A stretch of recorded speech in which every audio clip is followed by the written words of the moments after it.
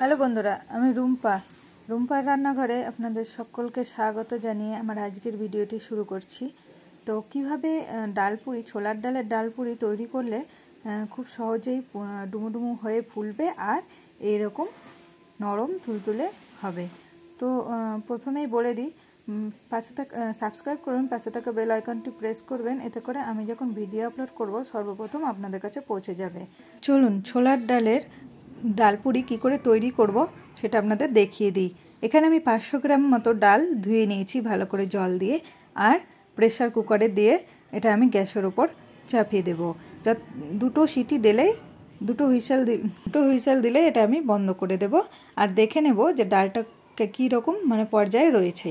আর এদিকে আমি 1 কেজি মতো শিলিগুড়ি আটা, যেটা আমরা অনেকে চালানি আটাও বলে থাকি, সেই আটা নিয়ে নিয়েছি। 1 কেজি মতো আটা, কালো জিরে আর স্বাদ মতো লবণ দিয়ে ভালো করে জল দিয়ে এইভাবে আমি মেখে নেব। আর ঠিক এরকম একটা ডো হলে তখন আমি এটা একটু হাতে তেল দিয়ে মাখিয়ে এটা ঢেকে রেখে দেব। আর এইভাবে আধা ঘন্টা আমি রেখে দেব। এরপর দেখে নেব যে ছোলার ডালটা কীরকম পর্যায়ে রয়েছে। হুইসেল হয়ে গেছিলো, তো তখন আমি গ্যাসটা অফ করে দিয়েছি। আর ডালটা ঠিক ঠান্ডা যখন হয়ে গেছে তখন কিন্তু আপনাদের আমি দেখাচ্ছি। আর কতটা নরম হয়েছে ডালটা দেখুন, এরকম কিন্তু সিদ্ধ হওয়া লাগবে ছোলার ডালটা। এটা পারফেক্ট হয়েছে ডালপুরির জন্য। এবার আমি এই ডালগুলো মিক্সির মধ্যে অল্প অল্প করে নিয়ে গুঁড়ো করে নেব। আর আপনারা এখানে শিলনোড়াতেও কিন্তু গুঁড়ো করতে পারেন। এখানে আমি 8 থেকে 10টা লঙ্কা দিয়ে দেবো, আপনারা যেরকম ঝাল খাবেন সেরকম দেবেন। দেখুন ডালটা মিক্সিতে দিয়ে গুঁড়ো করে নিয়েছি, আর খুব কিন্তু গুঁড়ো করিনি, এরকম একটু হালকা গোটা গোটা আছে। তো এটা দেখতে খেতেও ভালো লাগবে আর খুব সুস্বাদু হবে। তো আমি এর মধ্যে এখন লবণ দিয়ে দেবো পরিমাণ মতো। যেহেতু আটাতে লবণ দেওয়া ছিল, তার জন্য আমি এখানে শুধু ডালেই লবণ দেবো, এরকম পরিমাণ নিয়েছি। এরপরে আমি এর মধ্যে অল্প একটু লঙ্কা গুঁড়ো দিয়ে দেবো। দেখবেন আপনারা ঝালটা যেরকম খাবেন সেরকম লঙ্কা গুঁড়োটা নেবেন, কেননা এর মধ্যে কাঁচা লঙ্কাও দিয়েছি। আর যেহেতু আজকে মঙ্গলবার নিরামিষ, তার জন্য আমি এর মধ্যে অল্প একটু হিং ব্যবহার করেছি। আপনারা চাইলে এখানে এটা রসুন দিয়েও মিক্স করে নেব। যেহেতু আজকে মঙ্গলবার, তাই আমি হিং ব্যবহার করেছি। আর আপনারা চাইলে রসুন বাটা দিয়েও করতে পারেন,